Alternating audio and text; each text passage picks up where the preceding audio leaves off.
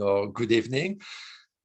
So welcome to the Central Asian Program seminars. My name is Sebastien Peyrouse. I'm a research professor working with the Central Asia Program at the Institute for European, Russian and Eurasian Studies at George Washington University. So today, in this seminar, we have four great speakers: Dr. Jasmin Dall'Agnola, Dr. Rano Turayeva, Dr. Marina Zhir-Lebed, and Cordelia Buchanan Ponczek, who are going to address the role and impact of information and communication technologies in Central Asia, and especially the mobilizing potential of these technologies in the region.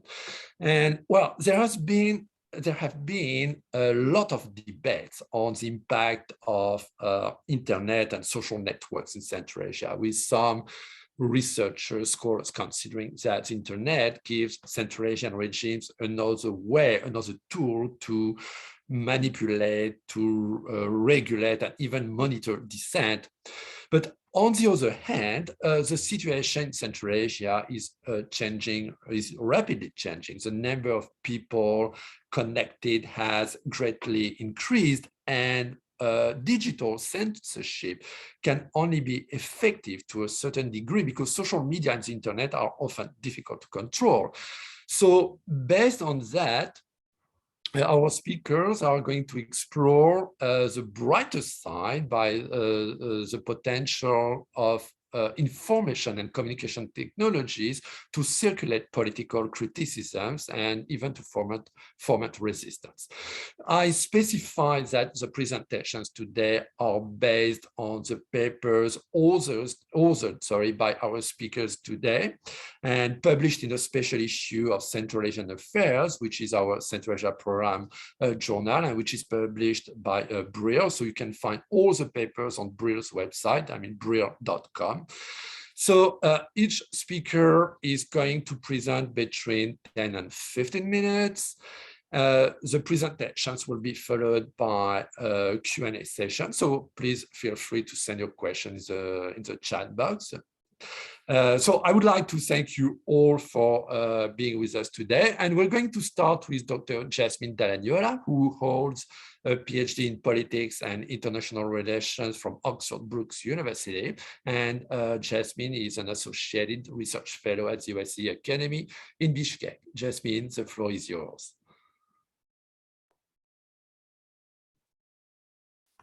Thank you very much, Sebastien, for this nice introduction. And I just want to say thank you as well to the Central Asian Program for making this event possible, because this event the main aim of this event was as well to make this special issue available to a wider audience, and particularly those people who cannot access the special issue. So I will be talking today about my contribution to the special issue, which is called Tell Me Sisters, Social Media, a Tool for Women Activists in Tajikistan. And the idea for this paper emerged when I first came across activists such as Yelena Nasmiatna, who use their Instagram accounts to raise awareness and educate people. Could you go one slide back, the first slide, and educate people about the prevalence and frequency of sexual harassment and violence against women in Tajikistan. Honestly, I was memorized by their braveness, and I asked myself, who are these women activists on Instagram? And what are their motivations to blog about these sensitive issues and about women's empowerment in Tajikistan? As most of you know, so far there is little research out there exploring the scale of Instagram activism in Tajikistan, but also the extent to which those women Instagram bloggers are successful in influencing and educating the wider female populace, but also in general the population in Central Asia about women's issues. In my article in this special issue, I seek to fill this gap, not just through interviews with Instagram activists, but also by exploring empirical data gathered through a nationwide survey in Tajikistan. The main question I seek to answer in this special issue is, are those Instagram activists actually having an impact on Tajik women's perception of sexual harassment in Tajikistan? And in order to do so, I run several regression analyses in R using the World Volume Survey Wave data country data file set on Tajikistan. Since I'm inspired by those Tajik Instagram bloggers, I'm also dedicating this article to them, and in particular to the collective behind Tell Me Sister for their work on sexual harassment and violence against women in Tajikistan. However, and now we come to the next slide, why should we care about Instagram activists in Tajikistan? First of all, we have to bear in mind that family dynamics and gender relations remain heavily influenced, not only by the legacy of the Soviet modernization project, but also by the Soviet emancipation project. Moreover, the collapse of the USSR in 1991, as well as the post-Civil War economic uncertainties, have led to an amplification of patriarchal norms and gave rise to a nationalizing agenda that focused in particular on healthy mothers as the cornerstone for building a sound and independent Tajik nation.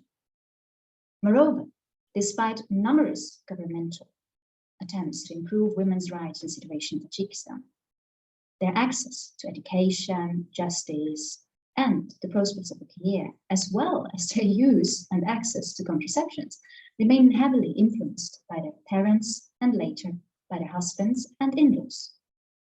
This power imbalance, which not just derives from a family model which is characterized by gender, but also by age hierarchy, leaves young Tajik women and women in general in Tajikistan very vulnerable to many different forms of violence and harassment.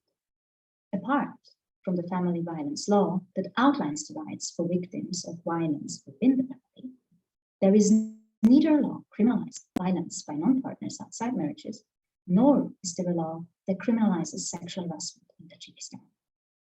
Finally, in addition to the failings in Tajikistan's law, the societal and family pressure that stigmatizes women who speak out against their abuser and harassers are among the main constraints that hamper female victims of sexual harassment and violence to go public and to seek help. In this context, I argue that women Instagram bloggers' awareness-raising activities could be crucial, not just in changing Tajik women's perception and acceptance of sexual harassment and violence, but also the wider public's perception.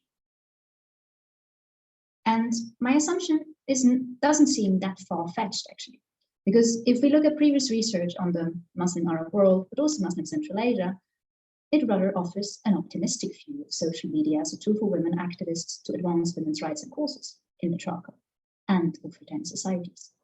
In Egypt, for example, as you can see on the slide, social media activity was a game changer in raising awareness about sexual harassment against women, encouraging the parliament even to criminalize it. In Saudi Arabia, similar women activists' social media campaign, known as I'm My Own Guardian, on Twitter gained momentum in 2016, forcing King Salman to refute existing law and to end male guardianship of women.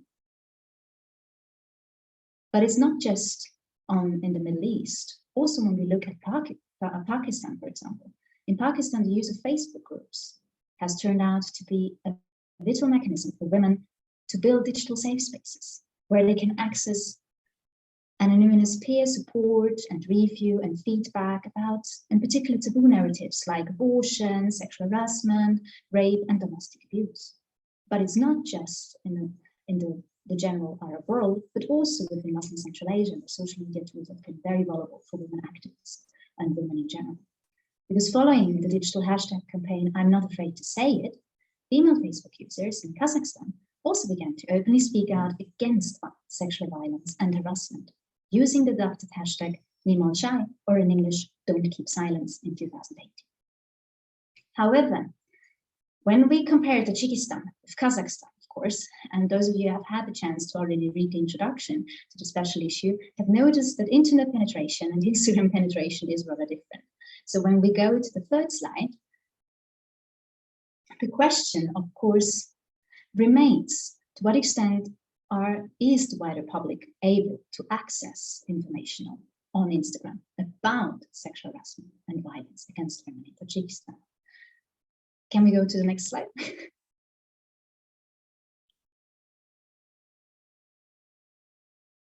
However, and this is my main argument in the article, is that actually, despite that we know that the Tajik government uses a lot of networked authoritarian mechanisms, and despite also the relatively small user base which is currently reached by Instagram, because when we We don't see it now in the slide, but when we look at Kazakhstan in 2022, the Instagram penetration stood as more than 80%, whereas in Tajikistan, which is just behind my photo now, I think, it's only at 14.5%. So despite all those, we can say, hindrances in German, previous research on female Tajik use of digital communication technologies and attitudes towards contraceptive behavior paint a rather optimistic picture of the emancipatory potential of ICT for women, because they found that young Tajik women are more likely than their male peers to adopt effective contraceptive methods after they have been exposed to information on their smartphone about contraceptive use. Thus, despite the obstacle actually getting online in Tajikistan, the influence of online content on Tajik women's freedom seems meaningful and therefore requires further investigation. Drawing on existing literature, when we talk about the Muslim Arab world and Muslim Central Asia, I hypothesize in a paper that the frequent exposure on Instagram to women's awareness-raising activities about sexual harassment and violence against women increases Tajik women's awareness of sexual harassment and violence in their community. In my article, I talk about several Instagram activists, but I focus in particular on the Instagram collective behind Tell Me Sister. The Instagram account, Расскажи мне сестра, which you see on the left here, also in English called Tell Me Sister, showcases anonymous stories of victims and survivors of sexual harassment and violence. The project is headed by Yelena Nasmirnova, Farsona Saizod, and Nasagat Davlacheva. Unfortunately, they were not able to come today by themselves because originally I planned to have them speaking and presenting their own initiative. But if you would like to learn more about them, want to get in touch with them, just let me know. I obviously am more than happy to get in touch with them. Since its founding, Tell Me Sister has published more than 215 stories and has accumulated more than 7,500 followers. So the question remains, to what extent are they successful in influencing the wider female public perception of sexual harassment and violence in Tajikistan? When we go to the last slide.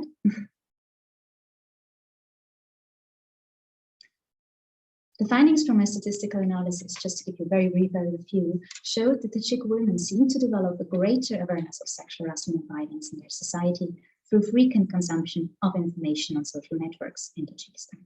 Those women bloggers' awareness-raising activities on Instagram may indeed serve to increase consciousness of sexual harassment and violence for women who enjoy daily or weekly access to social media platforms. Nonetheless, I'm cautious in drawing any final conclusion from my findings. More research is needed to explore the type of information, first of all, shared on social media and especially on Instagram, which influences women's awareness of sexual harassment and violence. And second, such studies will also demonstrate whether it is Tajik women's random exposure or selective choice to engage with digital activism that actually is increasing their awareness of the issue, or whatever actually their involvement in women's groups and humanitarian organizations is a decisive factor. Finally, and this is another, I think, one of the major findings of my article, is that actually only a very marginal part of Tajikistan's female population enjoys frequent access to social media, and specifically to content like Tell Me Sister or other women Instagram activists. Only the urban, university-educated, Russian-speaking middle class. There seems to exist a digital divide, a so-called economic inequality in opportunities to access social media between rural Tajik-speaking and the urban Russian-speaking female population in Tajikistan. Based on my analysis, as well as interviews with women activists in Tajikistan, a possible strategy for digital activists to reach more people on all levels of societies is to engage in more offline awareness-raising activities, for example, with the support or help of local women's groups or humanitarian organizations. And such collaborative projects will not only allow those women's bloggers to get through to those who do not have access to social media or who do not speak Russian, but can also further the interest of international organizations. Because those alliances with local youth could help humanitarian organizations to overcome false assumptions and stop being labeled as foreign entities, promoting Western conceptions of gender roles, which are often seen as a threat to Tajikistan's national culture. The collective behind Tell Me Sister is aware of the merit of such partnerships, which is why in December 2020, they have partnered with the Committee for Women and Family under the auspices of the government of Tajikistan and the local office of United Nations Population Funds in Dushanbe to set up several projects that appeal to the wider non-Russian-speaking public. You can see one of those projects on the left. So let me just briefly summarize. We can say those women Instagram activists are definitely here to stay, and they are willingly collaborating with local authorities and international organizations to make their online awareness campaigns count in the real world. Many thanks for your attention. Thank you so much, Jasmin. Thank you for this presentation.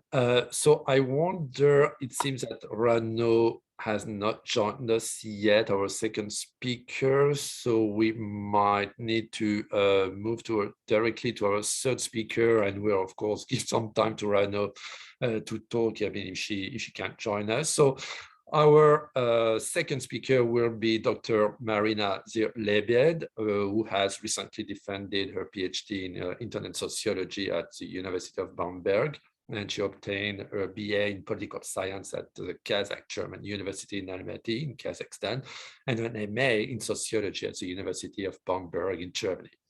So Marina, the floor is yours. Thank you very much. So let me share my screen first of all.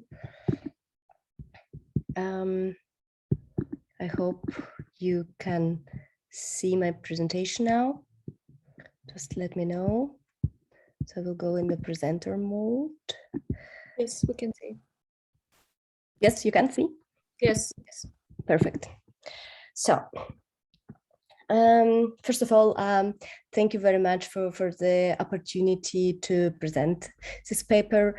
And as I already mentioned, that today this topic of the Russian world, of the Russian-speaking population outside of Russia is even more relevant in the light of the Russia-Ukrainian war. So I'm very happy to be able to discuss this topic with you today. And actually, also talking about Central Asia, it needs to be emphasized that Central Asia, among other things, it's also a set of societies with a multi-ethnic and multicultural population. And we also need to consider this region from that perspective. Let me take a look on Kazakhstan, since it is my focus region, and provide some basic information regarding Russian population, or better to say, people who are identify or describe themselves as Russians. So today it's 19% of people who identify themselves as Russian. This is on the one side why it is important to study Kazakhstan, and on the other hand, we also, as Jasmin mentioned already, consider the development of internet and social media drastically. And you can see, I think, Jasmin, you had the same statistics as I have here. So you can see how Instagram gained popularity in Kazakhstan in the last 5 years. So it's an additional reason to take a look on this region from the perspective of social media and ICTs. What exactly do we know already about Russians in the near abroad? Actually, this topic was studied intensively in the 90s, as you can see. And one main idea in that research is that Russia will remain the vital role for Russians outside of Russia, and they will keep the connection to the historical motherland. But already a bit later in 2000, and especially after the Crimea annexation, we see that it's not necessarily the case.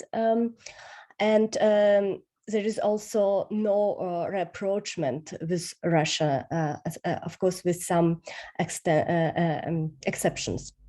There is also one interesting research by Saunders, who described Russians in near abroad as digital-ized literati, so a global-oriented population with a very weak national ties.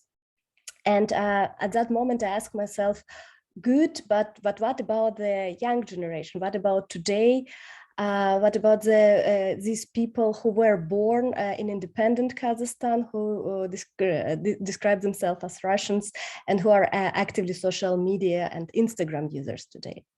And this is basically my research. How exactly did I study this question?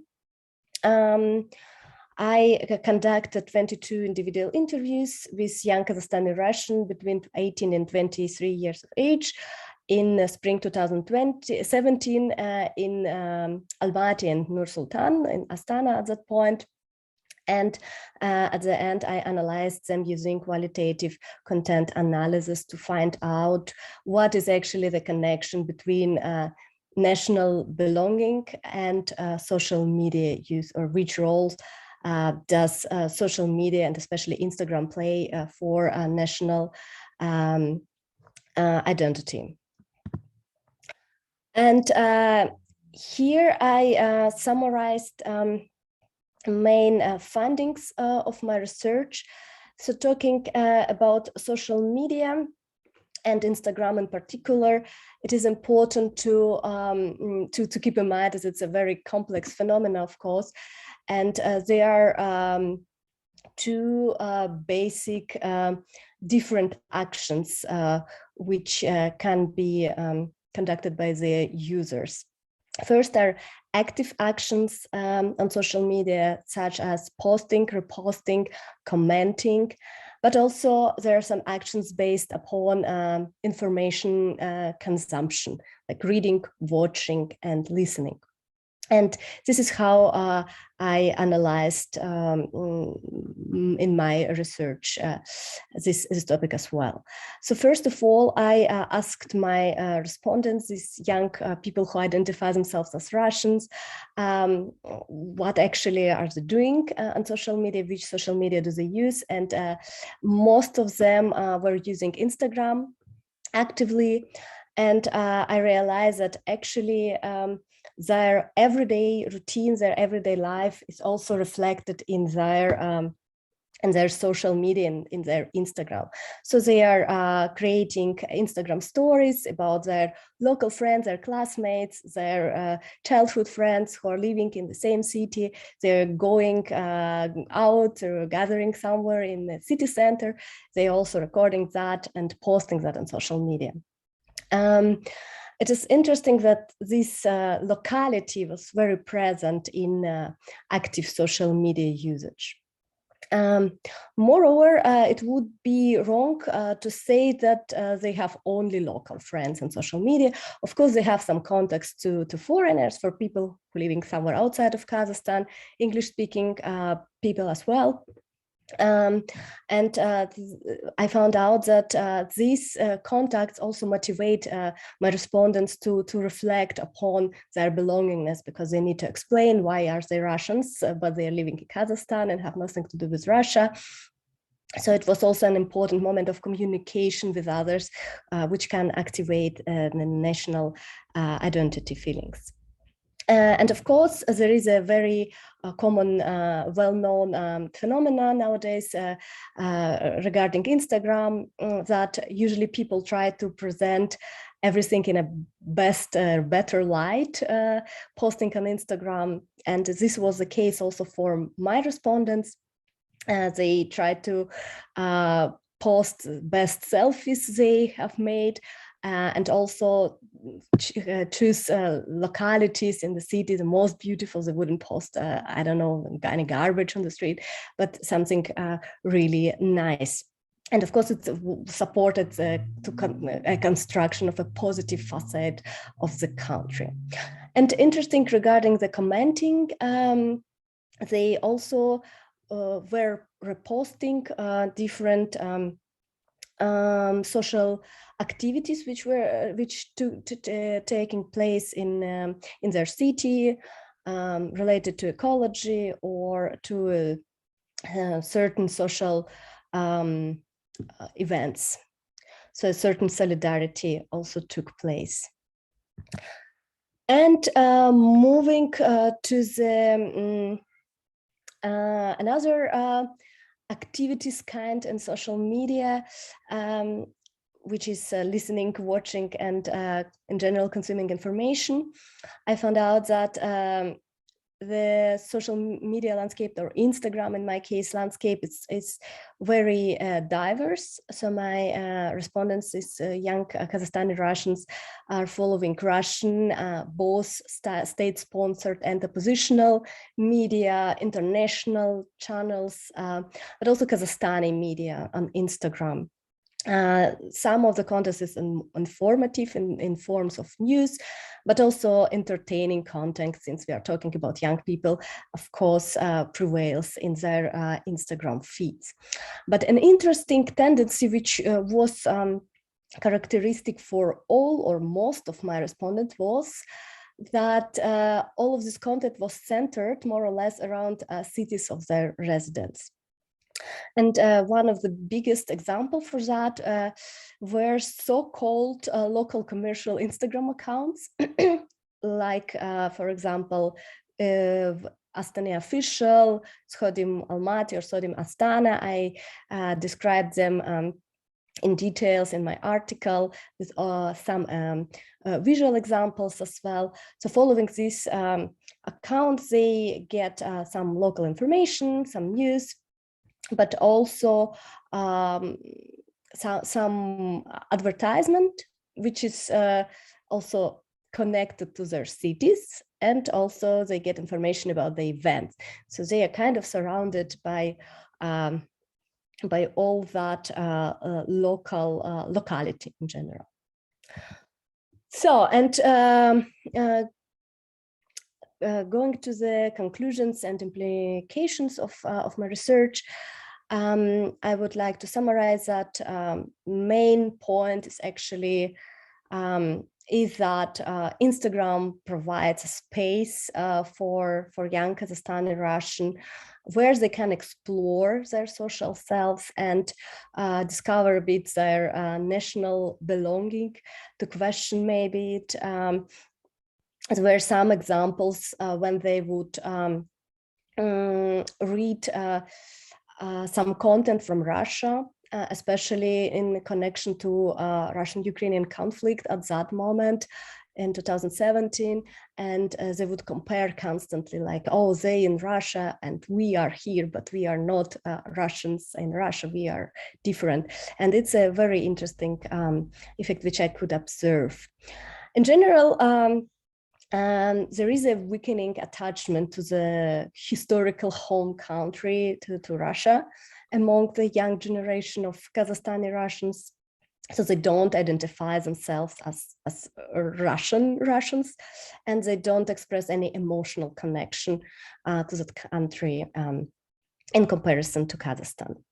But instead, Instagram allows them to imagine a certain version of Kazakhstan. So, which in words of my respondents, is striving for peace, for multi-ethnic, peaceful coexistence of different groups, cultural groups, for cooperation, international cooperation, and diversity in general. And these ideas, they are all reflecting the two paradigms described by Marlene Laruelle, which are Kazakhstanism and transnationalism. what does it mean for these young people? Describing Kazakhstan this way, they of course also somehow support their positive national identity. And as we know from social identity theory by Tajikistan internal, we all people strive to feel good, have a positive social identity. And this is one of, so Instagram is one of the tools how to achieve a positive national identity, how to create an image of Kazakhstan which feeds to personal social needs. I being a bit like with a certain caution, but I would like to conclude as well that Instagram is able to support awareness of political events among young Kazakhstani Russians. At least it could be a first step. And although in the literature and many authors, they are describing young generation of Kazakhstanis in general as apolitical, but it is maybe on the first sign can be like that, but Instagram has a potential to open a new perspective for these young people. And my example demonstrates that as well, so that they are, through these local problems, they are seeing on Instagram, and that they are sharing with their friends this locality, garbage problems, air pollution, ecological problems, all these mentioned already issues, they could lead to a more interest to social political development of the country as a whole. So thank you very much for your attention, and I'm happy to answer your questions later. Thank you very much, Marina. I just like indeed to remind our audience that you can send your question to into the chat box. So as you saw in our announcement, we had Colin Wood, but unfortunately we can't make it to today. Our last speaker, Cordelia Buchanan Ponczek, hasn't joined us yet. I mean, she's supposed to join us, but a little bit later. I don't know. I don't see her now. So I'm going to ask maybe a first question to Marina, and then if Rano Turaeva and Cordelia Buchanan Ponczek join us, and I will give them time to talk. So maybe a first question I have in mind for Marina. I mean, so you bring in your paper many of your findings on how the Russians act on social media, and you explain that the young non-titular Russians you interviewed seem to intentionally avoid the social political issues connected to sensitive topics like national conflicts, religions, the political elite in Kazakhstan. You also explained that your respondents mentioned that they are exposed to various political perspectives on international and local events in their social media feeds, even if most of them claim that they were not interested in political affairs.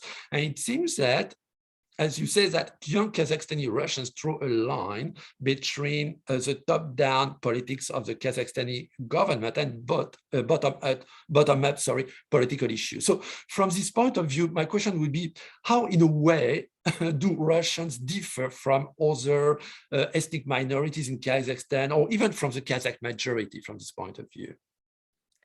Yes, thank you for that questions. I think, of course, it would be nice to have a comparison. If I had interviewed also another ethnic group, I could provide, of course, more reliable answer. But my feeling after talking with these young Kazakhstani Russians is that they are in an interesting situation. They are citizens of Kazakhstan. They have this label, let's say, of being Russians, the external label. They have also an internal label from their family or from themselves. They are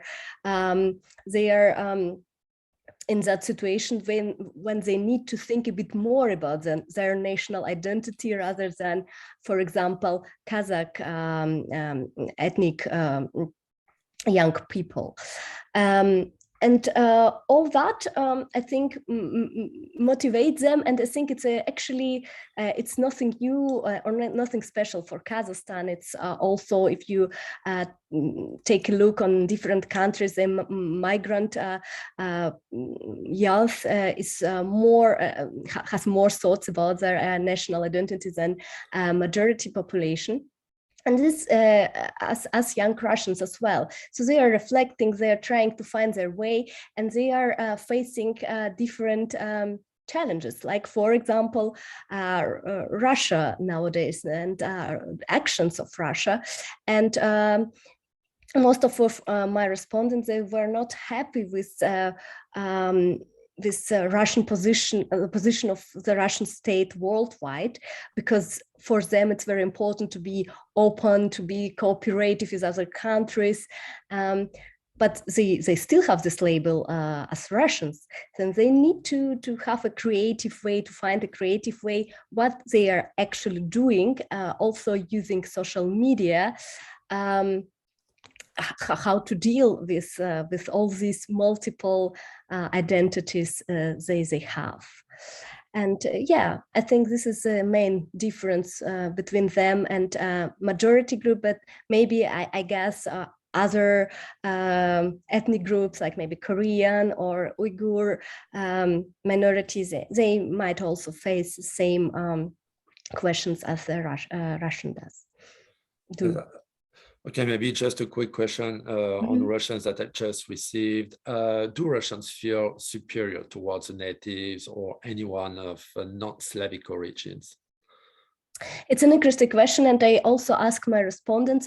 And indeed, among some respondents, they were these expressions like, yes, we are Russians, we brought the progress. So like this Soviet rhetoric of first among equals. Yes, it was the case, but not among all of them. So I could not say, yes, it's 100% or it's totally presentable. No. And even those who mentioned this first among equals, at the same time, they were expressing their support for multiculturalism, for living in different cultures, all together with different cultures, of all these pros which you get living in a multicultural society.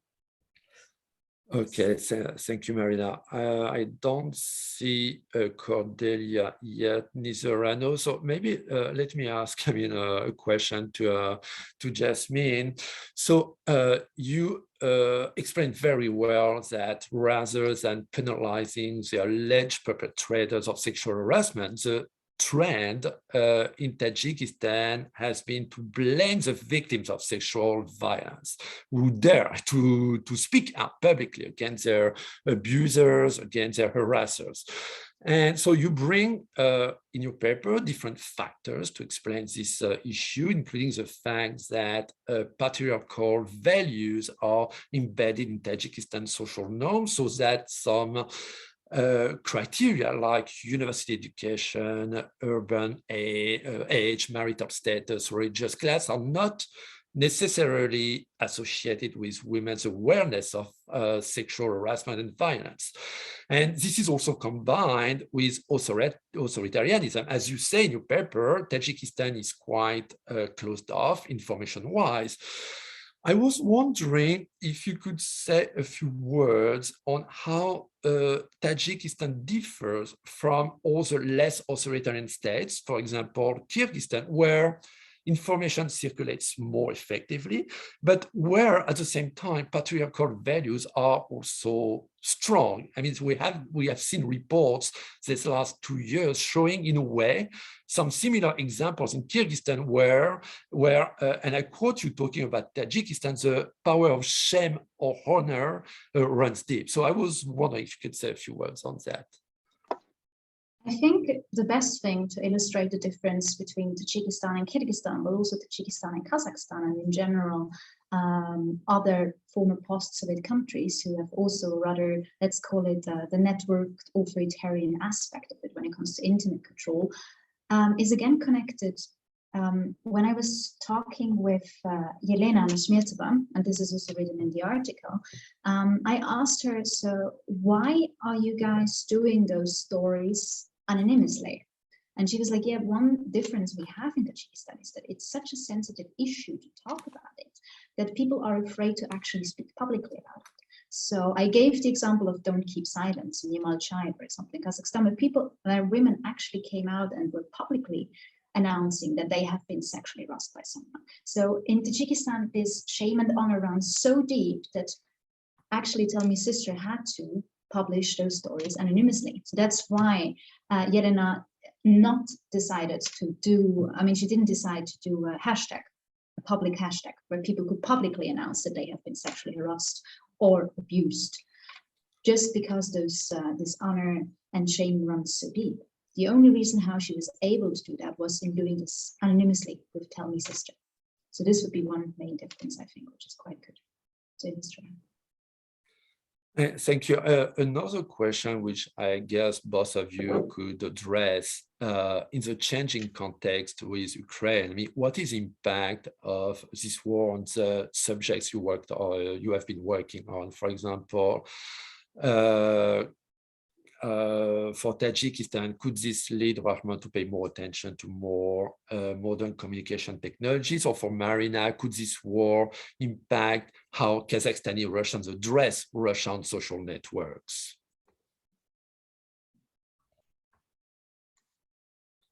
Generally speaking, so what would be the impact of this the war, Russian war in Ukraine on the information and communication technologies in Central Asia? I think for that we first need to talk to the people again. I'm in Kazakhstan at the moment. I'm in Almaty. Physically, that's why it's a little bit dark here. And one of the impacts, and I just had my first interview yesterday with a taxi driver, which was quite funny, is that, and also had a chat with another respondent today, is this feeling of being lost between two sides somehow, what they described. They were less referring to social media, but if they refer to social media, they were basically saying that they don't know who they should believe, what is right, what is wrong, and this kind of fake war. So I think if there is an impact, we first have to do and to actually talk to people again. From my point of view. Marina, what do you think? Yeah. So I can share my experience from 2017, but at that point we had Crimea annexation, and we had also the conflict which has started already. What I could say, first of all, I would distinguish between social media profiles of bloggers and friends and official information on social media, on Instagram. My respondents, they were a bit critical regarding Russian information. They were like, okay, they are putting all this information, but they, somewhere, like the state, political elite, they didn't have so much trust towards this information. But they had trust towards their friends who were living in Ukraine at that moment, or in Russia, and they were providing some examples of people like in Crimea after 2014, that they had some friends who posted that everything became way better, for example, and yes, they trust that. So I think this is the power of Instagram and of social media in general, that these people, like stories from normal people, they got way more trust than official information. And I think the state also is aware of that, and these stories are also used for state-controlled information as well.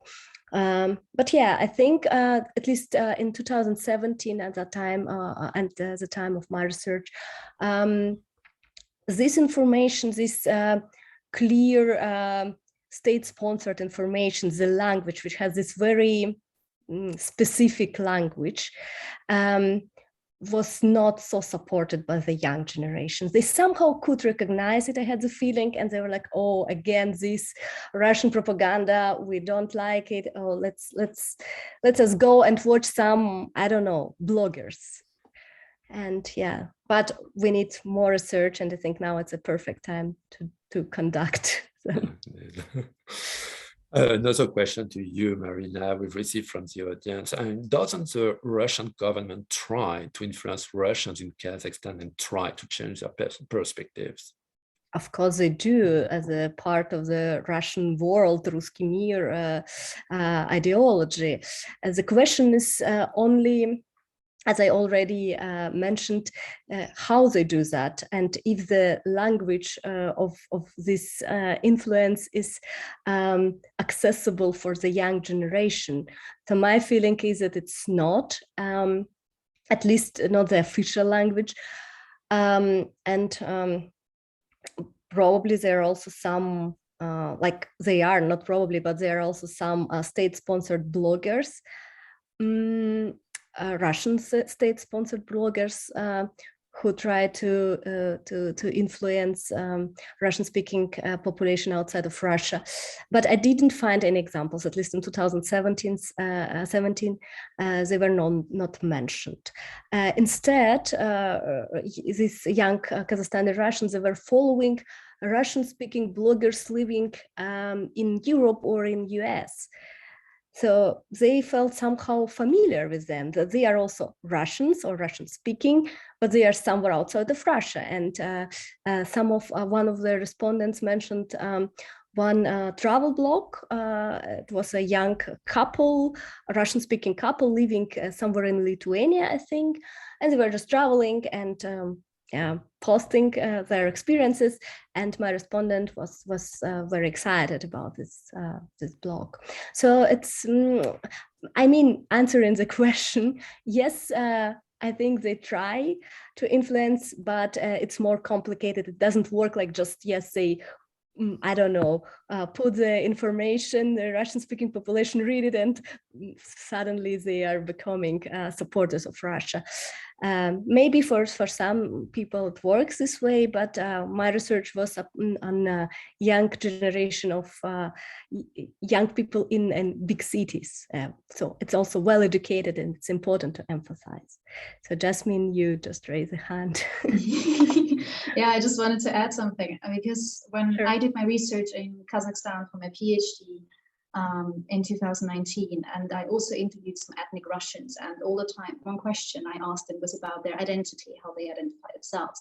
And it was quite funny that already in 2019, all my interviewees, which were from Kostanay, Russian interviews, Kostanay, Aktau, Shymkent, Almaty, and Astana at that point, or Nur-Sultan at that point, and all of them somehow agreed that they don't feel themselves as belonging to Russia anymore. It was really, they really tried to, and as Marina, as you said, they were often mentioning the Crimea annexation. We're like, no, we are peaceful countries here. We are not so aggressive. So in contrast, I had a lot of pushback actually. And I mean, one respondent was basically saying, I'm a Russian, but I'm born in Kazakhstan and I have nothing to do with those aggressive people from Russia.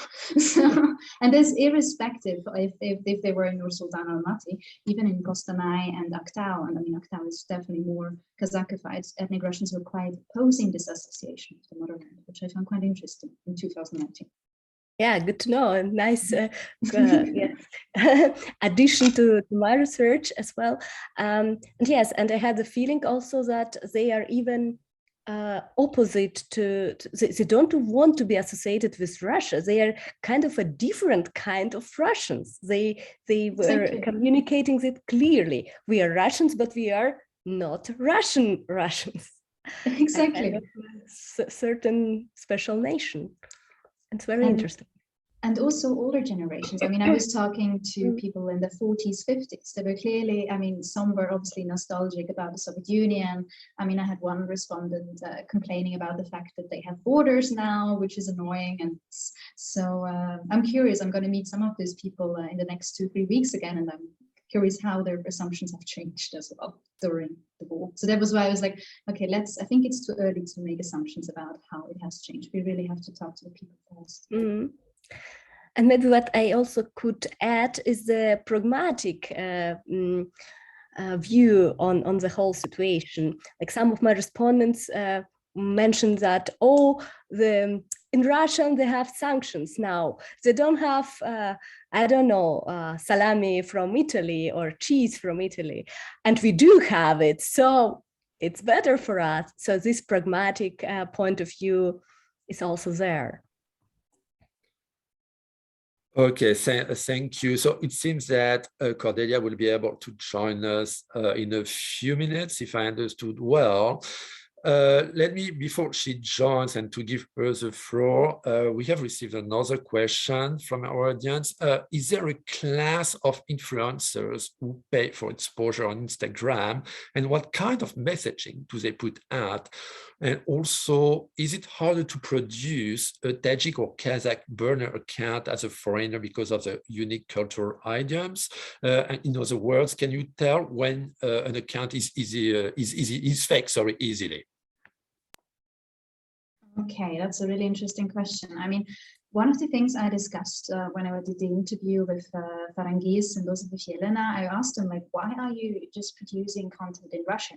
One of the main arguments of them was like most of the content on Instagram is in Russian, but obviously this was in 2020, which is already took a while with the peer review process and everything. So I think it's a good question, because when I look now in Kazakhstan, what I see what the main difference is from 2019 to now is that the content has switched. Whereas in 2019, most advertisement was in Russian first. Now it is first in Kazakh and then second in Russian, which I think is something similar, which we will also see in Tajikistan and Uzbekistan. And I am also wondering if this will be even further enforced by the war now as a way of distancing themselves from Russia, but they will be more in favor of the local languages, actually. So that's a really good question, and I think we definitely need more research on that. And Marina, the Instagram activists it's very difficult to say. I mean, the ones who I've seen who have the most followers in Tajikistan are usually actresses. So and most of the female bloggers who are successful are blogging about beauty rather than women empowerment in Tajikistan. Thank you. Marina, do you want to add anything?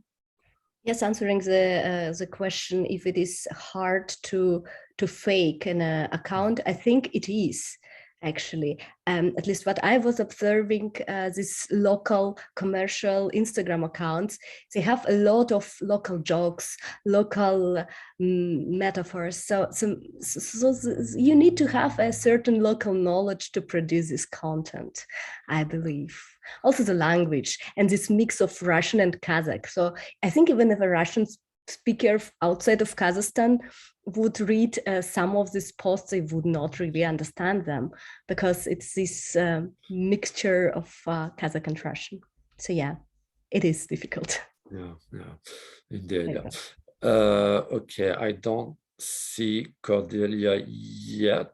Yeah, she is. Yeah, good. Okay, great. So thank you, Cordelia. Thank you so much for being with us today. Cordelia, to introduce her, Cordelia Buchanan Ponczek is a Clarendon Scholar at the University of Oxford, where she's studying for a PhD on the political economy of national resource investment in Central Asia.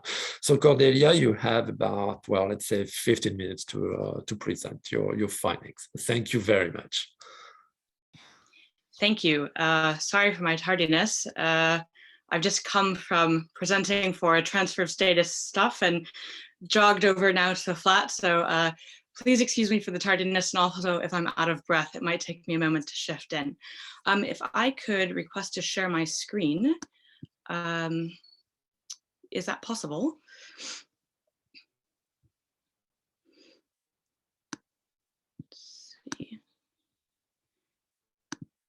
Is the screen sharing possible for me to share my presentation? Yes, I think that you'll need to give me permission to do that. Oh, yes, try again. Okay. Moment. Great. Okay.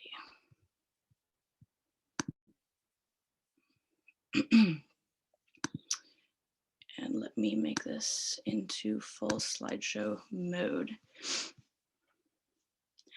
So I wrote on the optics of leadership, and I was comparing Uzbek and Tajik presidents and their posting on Instagram. And one of the things that got me into this is that I've been very curious to watch global leaders and their emergence on social media. And this started with Twitter, but then it has grown to include Instagram. And so now many global leaders have an official Instagram account.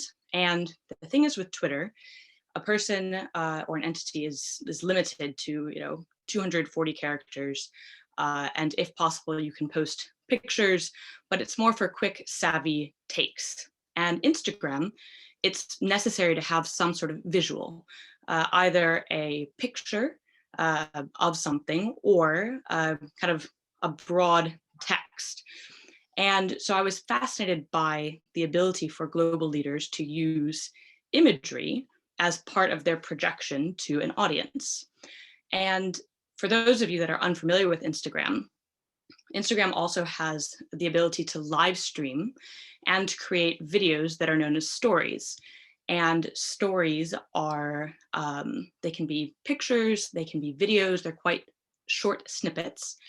And they are used typically to show day-to-day activities. So it's possible to watch someone like Donald Tusk jog through Brussels and then go to a meeting later. It creates an approachability, a sense of what he does with his day-to-day life. You can watch Sanna Marin, the Prime Minister of Finland, do her exercise routine and then go to an EU meeting. And so this creates a place, a new place, a digital space to project something.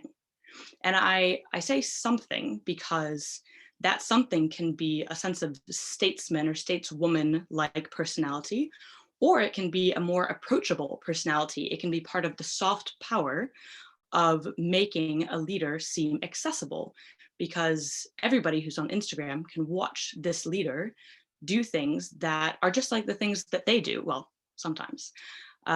So this fascinated me, and I was fascinated to see the leaders of Central Asian countries also engaging on Instagram.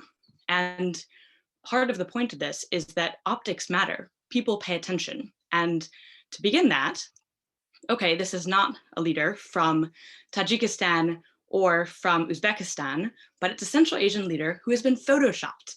Look at this. On one hand, you have a photo that clearly shows wrinkly skin, jowls. It's very unflattering. And then the second one, it's extraordinarily touched up. And this is not the only example. And Tokayev is fascinating because the Kazakhs are so shameless about photoshopping him. But why? Why would one Photoshop a world leader? Well, of course, it's to project a certain image of youth and vitality. And so to whom are they projecting this? I mean, it's a fascinating question. So part of what I was trying to do was to understand this role in, the role of social media in projecting some sort of national identity.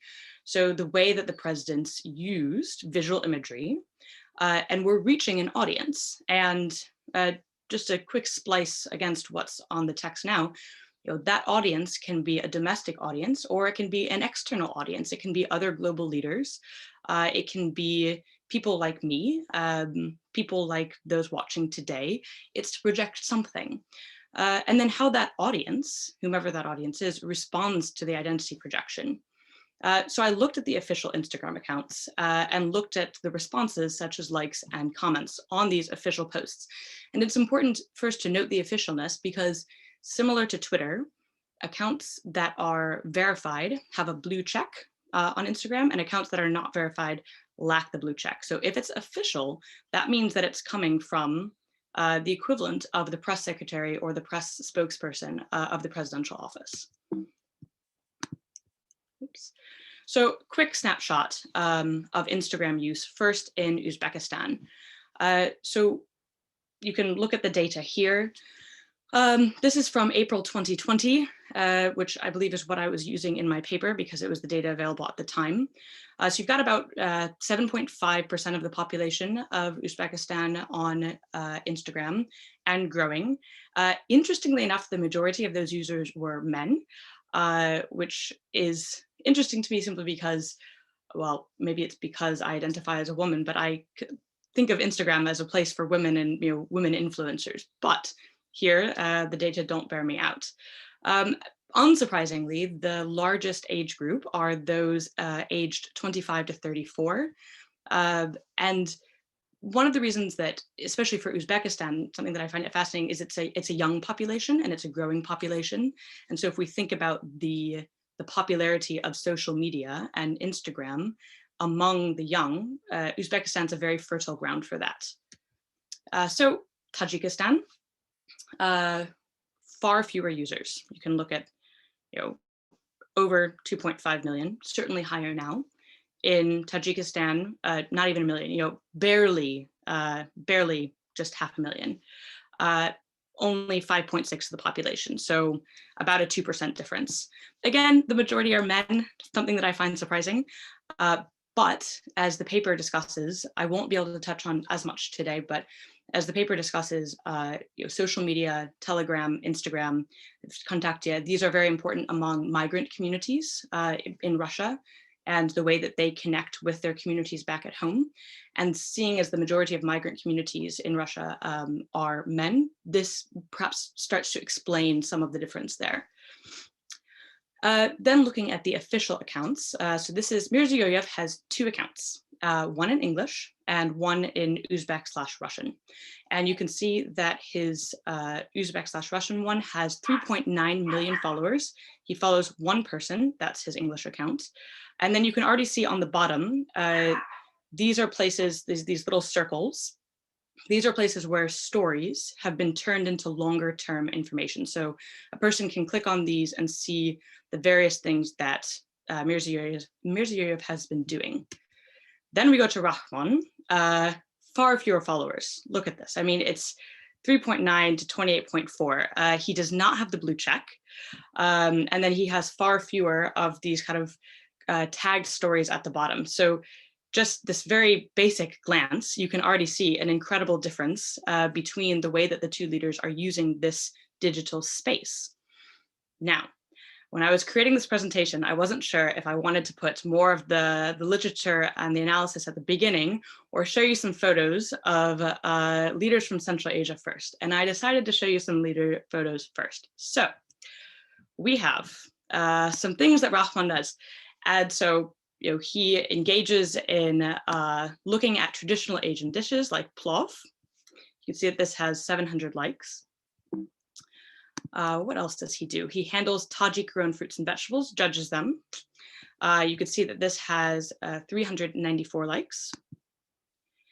He votes, very important. Quite a few likes, almost up to 1,000 there. And this one was one of the most baffling posts to me.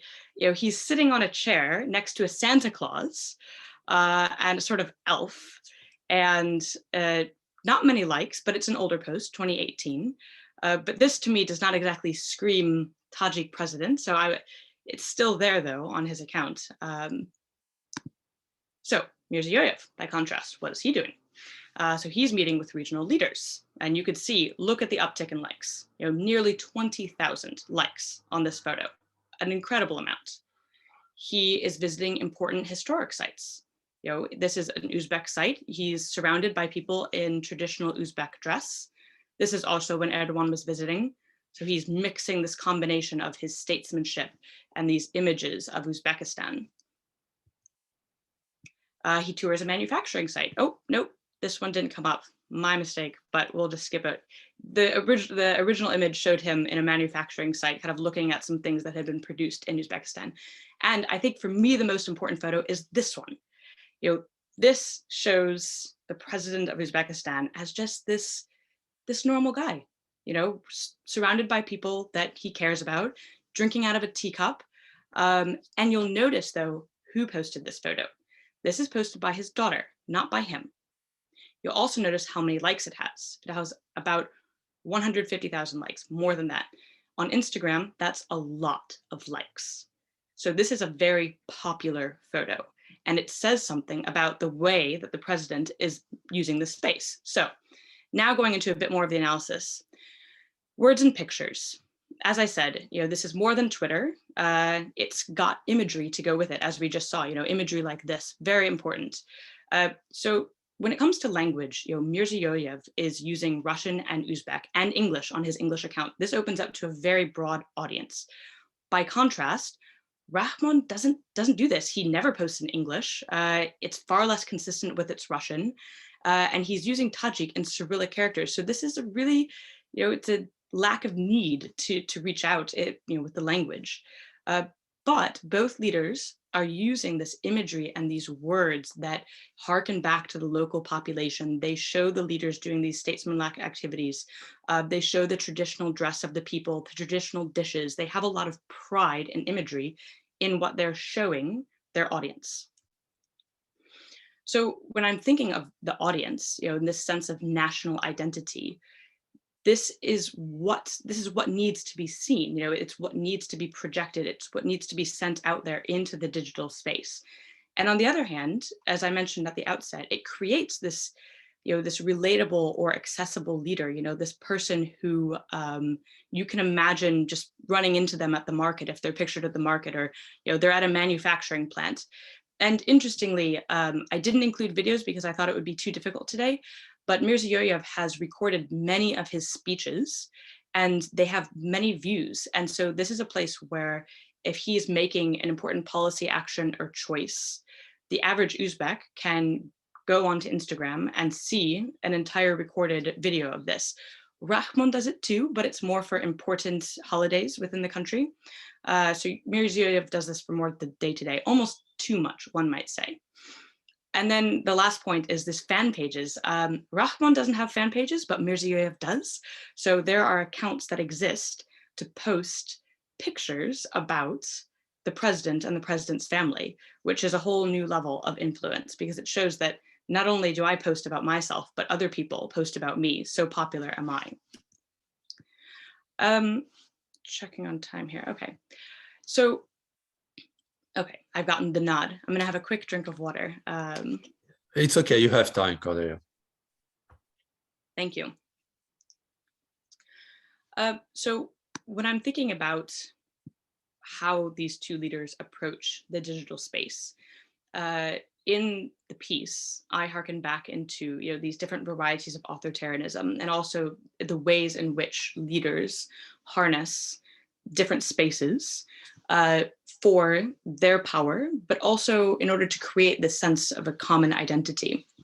And I think it's interesting because Mirziyoyev has come to power quite recently, and Uzbekistan is facing a very interesting kind of renaissance, or at least that's how Mirziyoyev and his regime definitely want it to appear. And so with such a new savvy regime, surely it makes sense to harness the digital space. And Uzbekistan has that connectivity. They have the ICT connectivity in order to do that. They have the higher social media presence to begin with, and it's growing. And Uzbekistan and its leaders have tapped into that. So you can imagine that as Mirziyoyev is posting, he's thinking about the legitimacy of his rule, his projects that he's instituting, as well as the sense of Uzbekness. And as I mentioned earlier, because Uzbekistan's population is quite young, it taps into that digitally savvy audience. So he wants younger people to see what he is doing for them and for the country.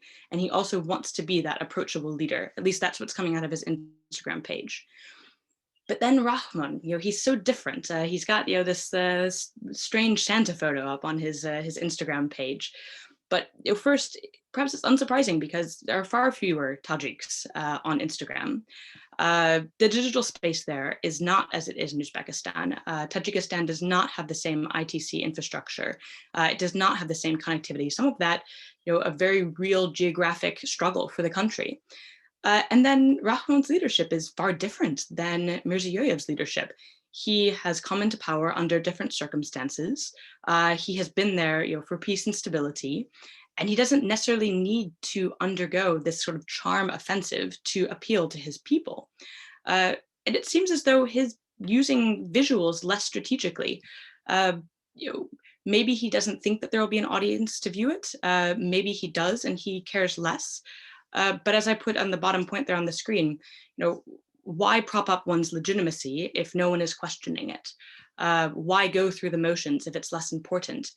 But I think the thing that keeps nagging me in the back of my head is that, okay, yes, but the Instagram page still exists. The photos still exist. He still uses this sense of Tajikness. He still uses the traditional dress, the plov. So there still is some sense of necessity of doing it. Maybe he's moving with the times. And that is it. Wow, there should have been one more slide in here. Sorry, again, kind of on the run, so maybe it didn't make it in. But one of the things that I mentioned in the article, and perhaps that was most interesting to me, was the sense of fake accounts. Because it is possible on Instagram, just as in Twitter, to have fake accounts that are bots or trolls or both. And the threshold is about 1 to 3% ratio. So for for your followers, there should be a ratio of the number of likes and comments on posts. And some of Mirziyoyev's posts definitely stretch that the believability that everybody that's liking the post is a genuine account and not just a shell account. And I think one of the interesting things about it, and one thing that I actually had to rewrite in the paper several times because I wasn't sure how to phrase it properly, was that even if Mirziyoyev or Rahmon is buying followers, is creating bots, this is still trying to create an impression. It's still trying to project something.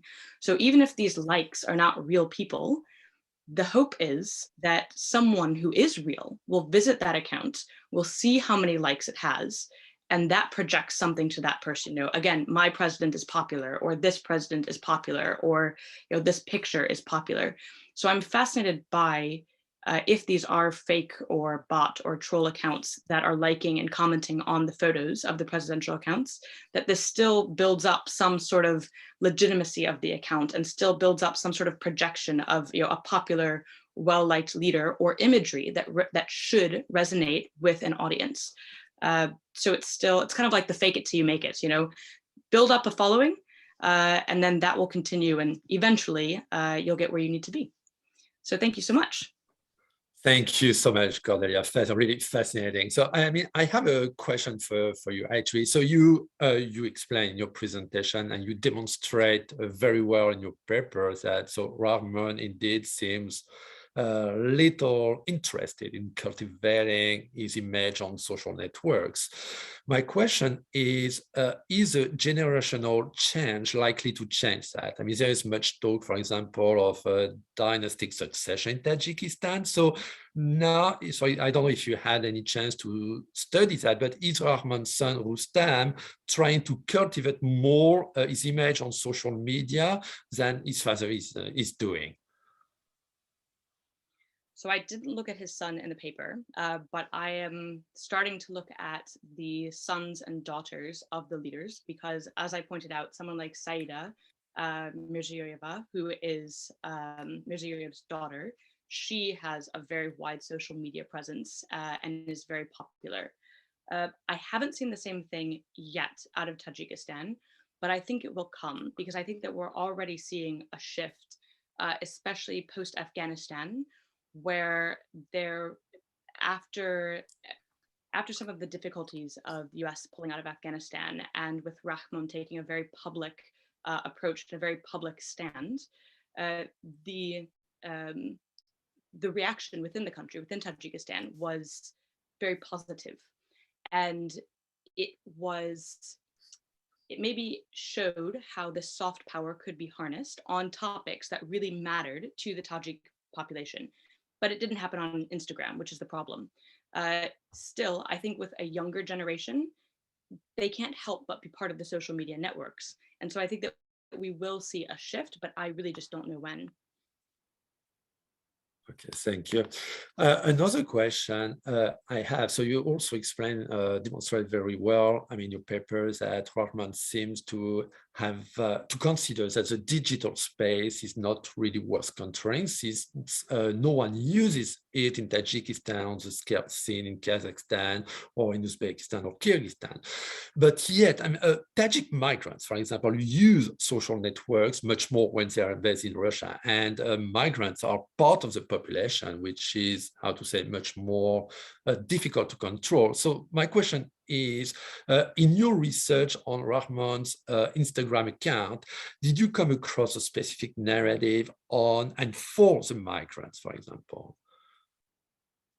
So yes and no, because the literature on migrants diverges in the way that migrants, the way that they steer towards home versus the way that they don't steer towards home, the way that they stay within, assimilated or akin to their population.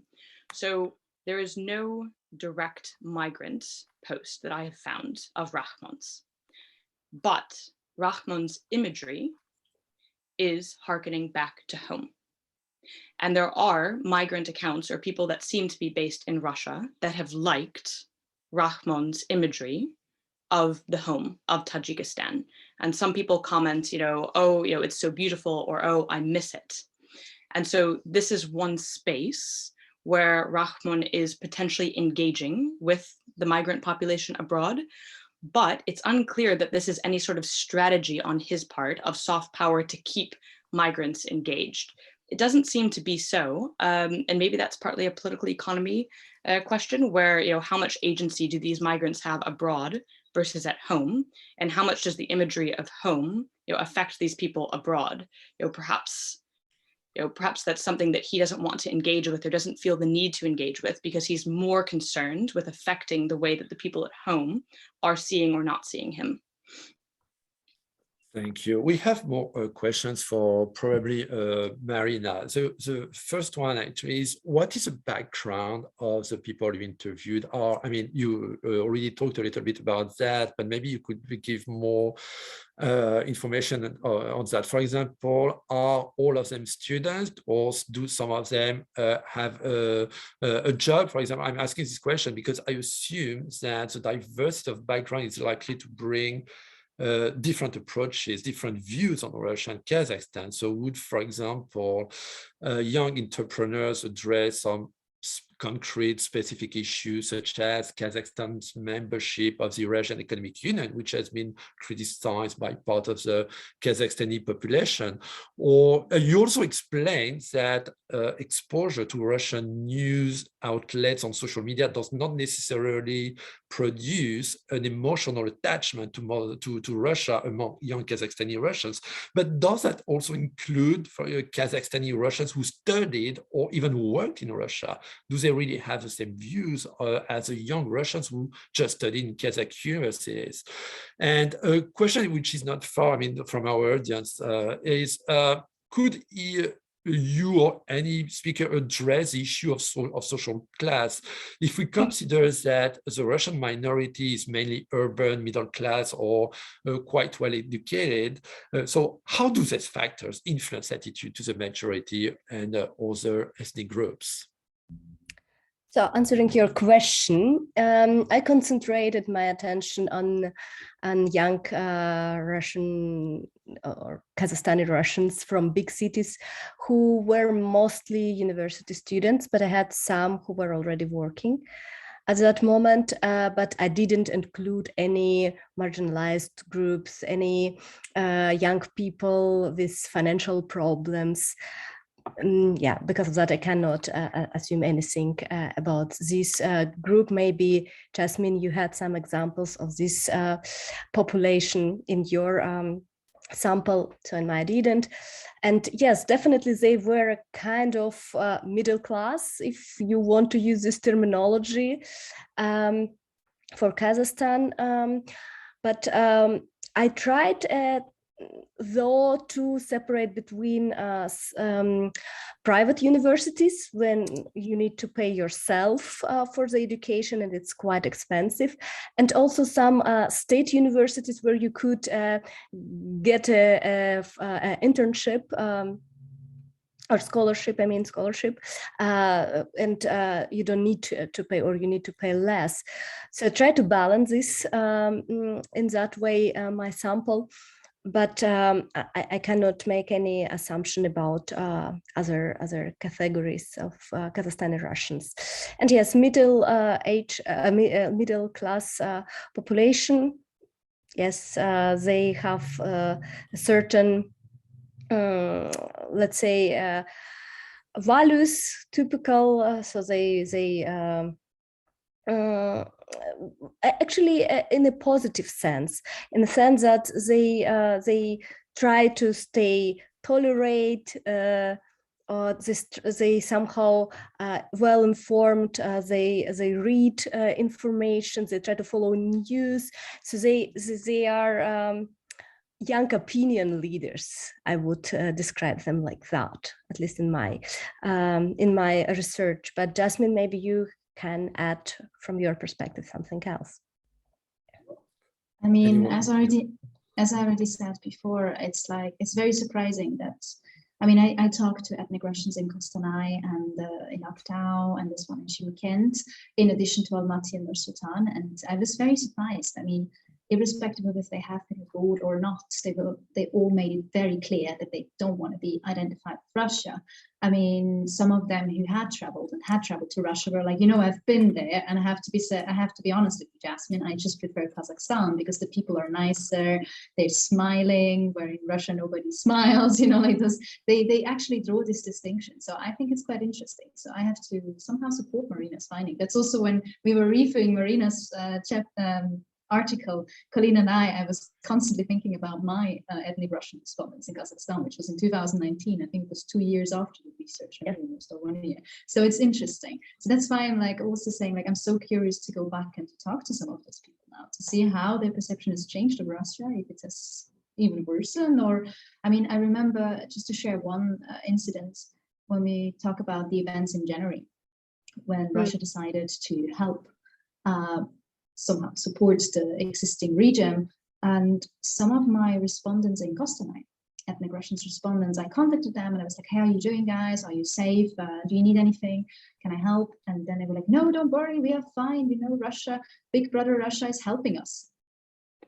And there was a change already occurring from, you know what, I'm an ethnic Russian, I'm born in Kazakhstan, I don't want to have to do anything with Russia, I don't associate myself. And then suddenly this change of mood being like, no, we are so happy to have them and everything, and the terrorists, and it was quite interesting. So that's why I think we definitely need some new research on that. And I think Marina and I are going to do that.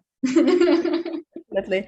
What I was also observing regarding this Russian as a big brother, this certain regional integration. So some of my respondents were considering this Eurasian unity, or this regional integrity, very positive. So they were, yes, we Russia and also Kazakhstan and Uzbekistan, but they were always emphasizing that, but Russia is not first in this case. There is also Tajikistan, there is also Kyrgyzstan and Uzbekistan. And they somehow would put all of these post-Soviet countries in one row. And I find it also an interesting aspect of that. But yeah, there is this awareness of regionality. So yes, we have here Russia, it's our neighbor, but we are not Russians from Russia. Okay. And then also, just one more thing, when we look at the public opinions, I mean, in the last, let's say, from Central Asia Barometer, when we look at the whole population in Kazakhstan, I mean, when they compared Russia with the States and China, I mean, the Russian support, or the population who is in support of Russia, now looking at the whole population in Kazakhstan, was in general around 70 or 60% in the last 3-4 years.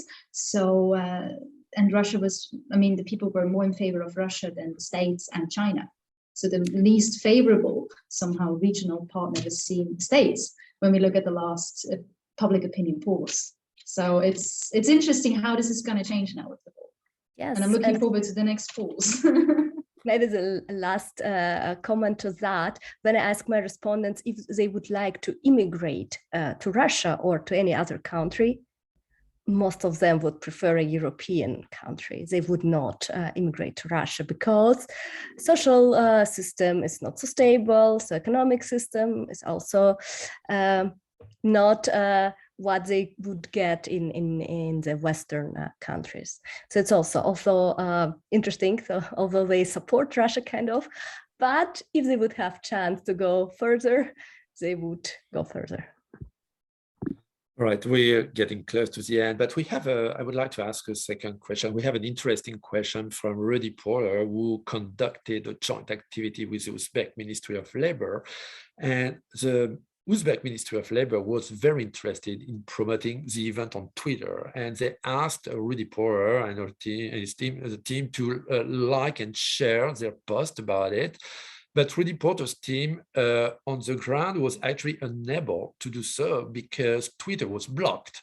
So the question is, do the speakers have any thoughts on this conflict between pushing government messages on social media and cracking down on free speech on those same platforms?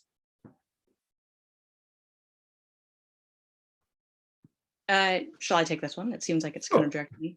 Yeah, Iran has the same thing. Iran Twitter is blocked, and Iranian leaders have Twitter handles and tweets.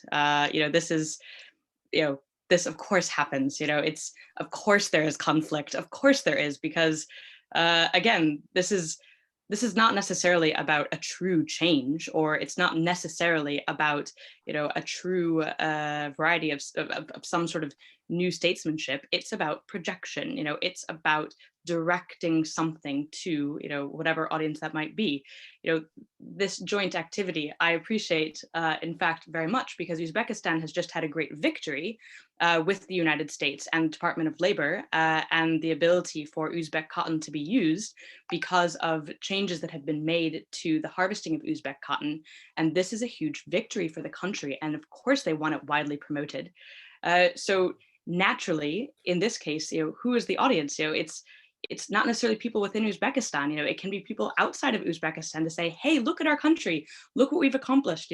Uzbek cotton is great. And so the struggle between what you want social media to be and what it actually is, of course, it's integral to the way that all global leaders use it, but especially in countries that crack down internally. It wasn't asked, but something else that I'm working on the side is the role of kind of more subversive accounts within Central Asian countries, because it's an amazing space for dissent as well. And it's an amazing space for people that don't fit into the normal social mold. And so you have, on the one hand, accounts that promote this very clear sense of Uzbekness or Tajikness. And then you have other accounts that promote, feminism, different parts of feminism, and they're very critical of the Uzbekness or the Tajikness that's being promoted by the official accounts. And these, of course, operate very much behind the scenes of the official presidential ones. And it's a very different world. Thank you. Maybe a quick last question, as all of you, address different countries of Central Asia. Are there connections through social media between, let's say, Kazakh peoples and all the Central Asian people?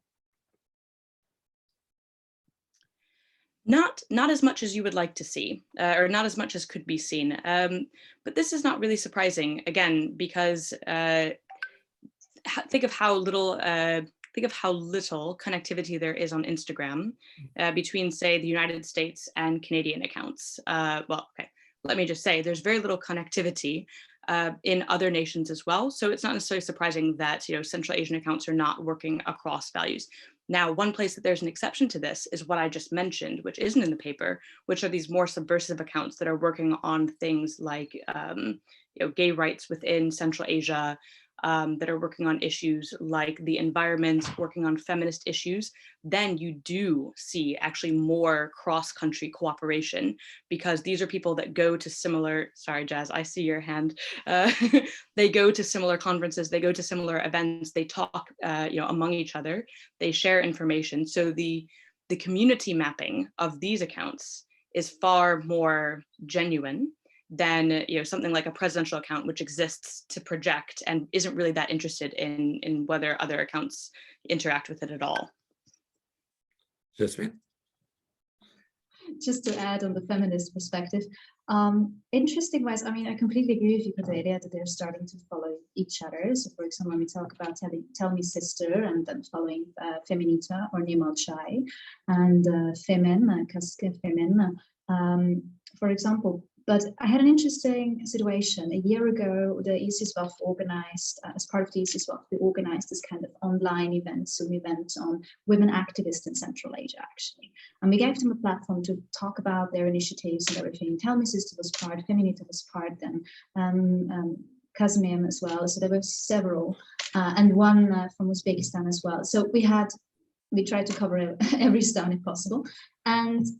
But the funny fact was that actually after that, they finally started to connect with each other, because some of them afterwards wrote me like, Jasmin, I know they are doing amazing work and everything, but I've actually never heard about them. But now we are following them.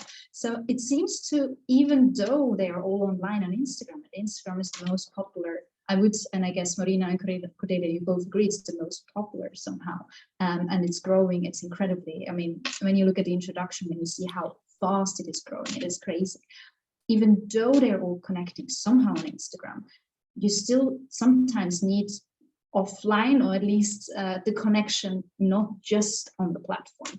So I wouldn't put down face-to-face connection or connections, in other spaces. So, I mean, not that you suggested that, Cordelia, but you know what I mean? I just found it quite interesting that they were like, Jasmin, this is so great. Now we are organizing things together. Feminita is having us presenting our initiative. This is so great. So yeah, so it's quite interesting, but I totally agree. There is this interconnectivity, which is amazing, and it's furthering this belongingness. I mean, one thing was about the honor-shame situation.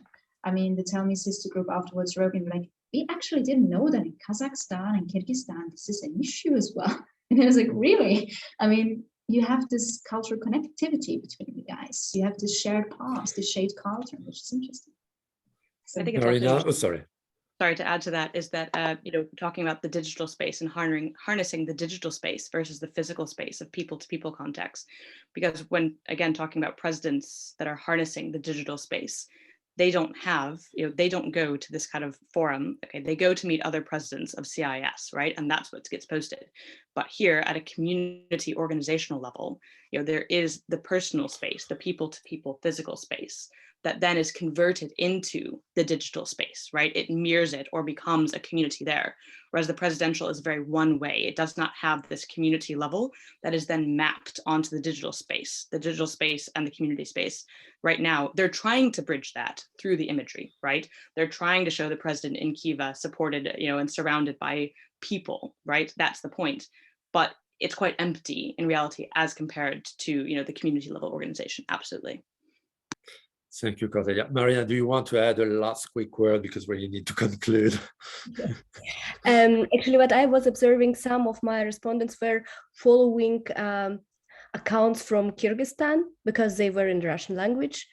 And I think it's more important the values. If they would share their ideas and the values, they would follow. And it doesn't matter for them if it is in Kazakhstan, in Kyrgyzstan, in Uzbekistan, in US, wherever in the world. There are no borders. At least this is what my research demonstrated. There is more about this value-based interconnectiveness. And this is important in this regard, I believe.